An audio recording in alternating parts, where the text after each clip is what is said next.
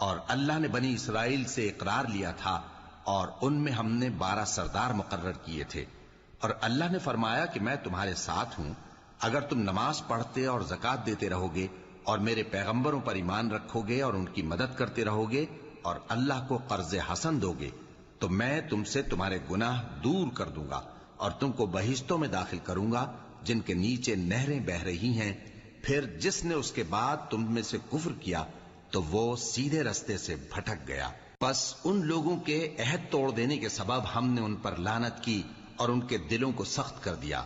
یہ لوگ کلمات کتاب کو اپنے مقامات سے بدل دیتے ہیں اور جن باتوں کی ان کو نصیحت کی گئی تھی ان کا بھی ایک حصہ فراموش کر بیٹھے، اور تھوڑے آدمیوں کے سوا ہمیشہ تم ان کی ایک نہ ایک خیانت کی خبر پاتے رہتے ہو، سو انہیں معاف رکھو اور ان سے درگزر کرو۔ اللہ احسان کرنے والوں کو دوست رکھتا ہے۔